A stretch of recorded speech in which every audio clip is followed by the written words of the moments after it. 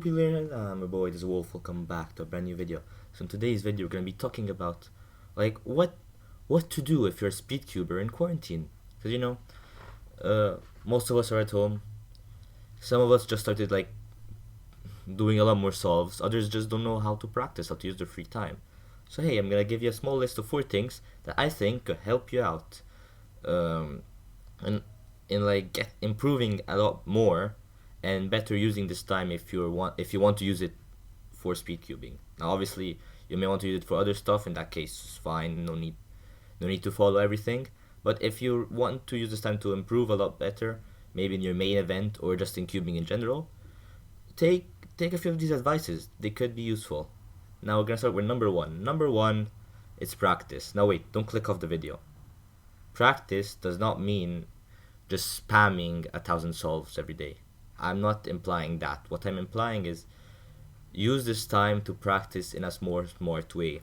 Now, the one thing I suggest, which helps a lot, which actually has helped me a lot with nerves, and many people have used it in the past, and I feel like it's probably helped them quite a bit with nerves as well. It's something called A of 5, mean of 10. A of 5, mean of 10 is basically you do an average of 5, you do 10 averages of 5s, and then do the mean of 10 of these averages of 5s. So say I've got a 753 average on my first day of 5, then I get then I get a 841, then I get a 953, then I get a 699, whatever. I do the mean of all the averages and get the final result. Now what's nice about this is, first of all, it forces you to practice an average of 5s. Now look, speed cubing, now at least most events, obviously other events can work in different ways, but most events are in an average of 5 format. So what you want is to be used to this average of 5 format. You don't want to just be spamming solves and like, oh, solve 2583 is good, let's see what average I get. That's not really a realistic approach to what average you have. And as such, I feel like that's not only the best indicator of what you average, so as to give yourself realistic expectations during a competition, but it's also the best way to improve your mindset during a average of 5. Also, one thing that's nice to implement, since now obviously this takes a lot more time than just spamming solves, so that's why I'm only recommending it now that everyone globally that wants to invest this extra time they have from staying at home in speed cubing have. Personally, it gave its results.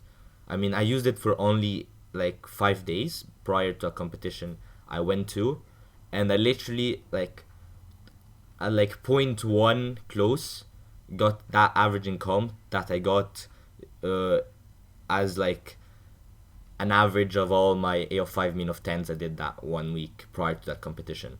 Like literally, it was like I got 12.5 in square one, and then got like 12.4 in comp, or vice versa. I'm not too sure on how it was, but it was around that. Was basically pretty close. Now, and considering the set of scrambles I got in the competition in Nepal was actually pretty bad, it's actually a pretty good result in contrast. So I definitely do feel like that's a good method to practice, and that's actually something that you could start implementing since, as I said before, you have more free time. Now, secondly, I mean like learn algs. Now, the second point of learn algs is very important to stress, is because often people don't like learning algs because they feel like they don't have a lot of time. Now, if you're a speed cuber that knows quite a few algs, you'll completely disagree with me. But this is more towards speed cubers that are still in their first few algs. Like maybe they only know four look last layer or whatever. Maybe they have like a total of 30 algorithms in their head. Any of those types of speed cubers, you should definitely try and use this time to learn algs. The reason is, the more algs you learn, the faster it will be to learn the next ones. As kind of a, now what I would suggest is learn 3 algs a day. Try and keep this 3 algs a day process going. Obviously, don't learn 3 random algs. Learn 3 useful algs. So, like say you're learning CFOP, use this time to just finish full CFOP. Learn 3 algs a day. But learning algs isn't just remembering and executing them. It's also drilling them as to get them into your muscle memory. Now, a person that has quite a few algs already under his belt will probably learn these 3 algs in 5 minutes, whereas maybe someone that just knows for low class layer will take more 30 minutes, which is why it's good for you to start now, as those 30 minutes with the time you have now with the quarantine and everything are a lot less than 30 minutes whilst you're back at school, university, or at your work. So use this time. I'm not saying fill yourself with algs, but 3 algs a day seems reasonable enough. And if you do the math, let's be honest, the lockdown will probably last at least 1 month. If you do the math, that makes 90 algs. Like, if you want to finish full CFOP, that's full CFOP. If you want any alg set, often falls under that 90 alg category. So if there's this one alg set you always wanted to learn, now is your chance. Thirdly, experiment. Now this is actually kind of important because people often don't experiment because either they have a competition coming up, so they won't switch methods. For example, in blind, someone will be like, oh no, I'll stick to old Pokemon because my comp is in a week. I cannot learn M2 in a week and be good at it like I was in old Pokemon, which isn't the case. In a day you can probably fully switch, let's be completely honest, but that mentality is still there, and I cannot say I've not been affected by it. I mean, I've had the same mentality for certain cases as well, so that's definitely something. Not having any comps in the foreseeable future, like it's been confirmed till 31st of May at the time of making this video, no comps will happen, so it gives you a lot of time to experiment and maybe switch up your stuff. Let's say you always want to try RU-OH, but those 5 solves a day you did were like still made you a lot slower than whilst you were doing 40 solves of CFOP OH.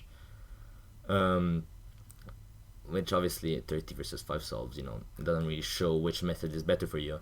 Maybe it's your chance to say, okay, well, I'll use 4 days, 5 days, I'll do a ton of OH RU solves, see what my average is, see if I enjoy it. If I enjoy it, I'll just switch. And if not, I won't switch. I mean, there's no coming up, so there's no reason to consider these 5 days as wasted practice. This obviously, I used the example for OH, but this is valuable for any other event, method, anything.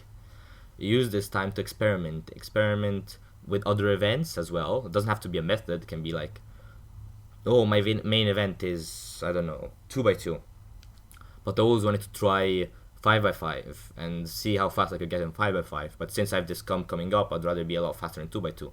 Well, now you don't have a comp coming up, so try 5x5. See how you get. Maybe you enjoy it a lot, you can become a lot faster. And it doesn't have to be to the detriment of your 2x2 practice, since theoretically you should have a lot more free time.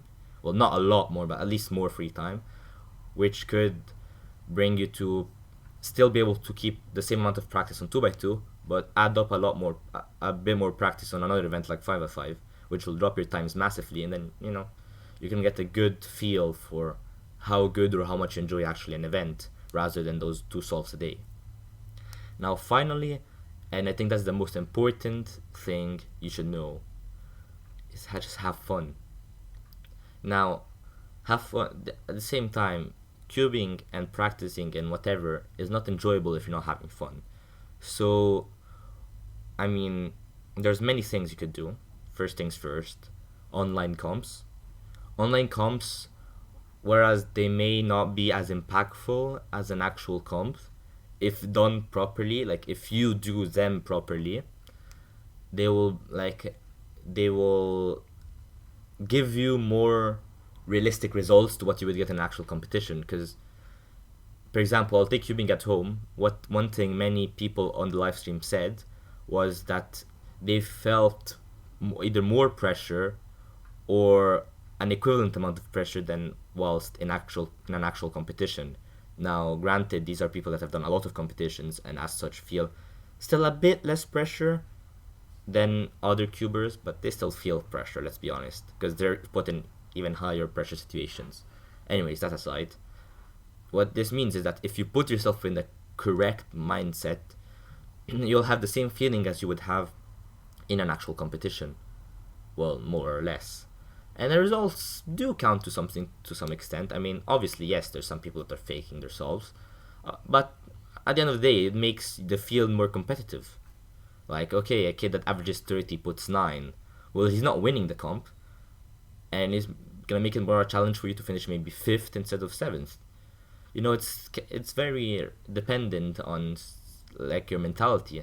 So instead of bringing yourself down because, oh, I'm not gonna win because many people fake their solves, no, people that fake their solves, they're not gonna win these online competitions because often they require either video proof or anything of the matter. So people fake solves will just try and get a better positioning and end up in a position which at the end of the day doesn't really matter. Like if at Cubing at Home you finish 10th in square one, okay, who cares? You're not making finals. There's no finals.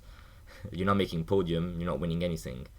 So at the end of the day, it gives you a bigger challenge because you're like, okay, to get 10th, I need to beat this guy.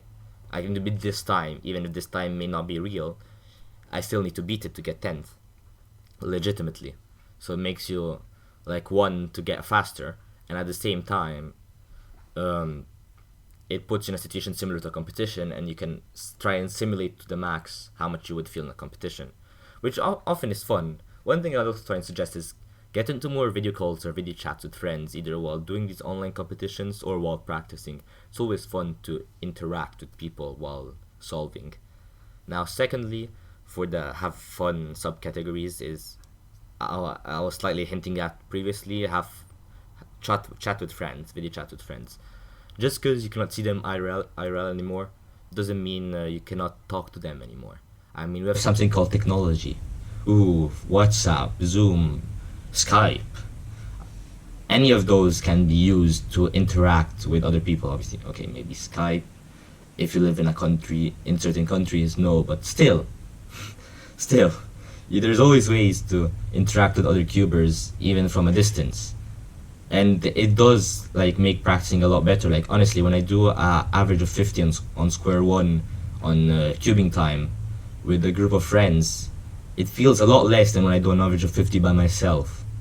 Even if sometimes I'm not even in a video call with them, just the fact of being with them, like solving at the same time as them and seeing the results, makes the time pass a lot faster than if I were to actually be solving by myself. So that's definitely something to keep in mind. And obviously not everyone, but most people are in the same situation as you are right now. And as such, there's gonna be a better chance for you guys to like interact together, if that makes any sense. Last thing, also been hinting at it, be more active on social medias.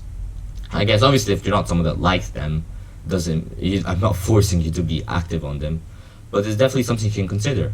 Yeah, I don't know, start uploading more on YouTube if you want to try and start a YouTube channel. I mean, this is your chance. That's when you're gonna have the most time to start a YouTube channel. So why not start a YouTube channel?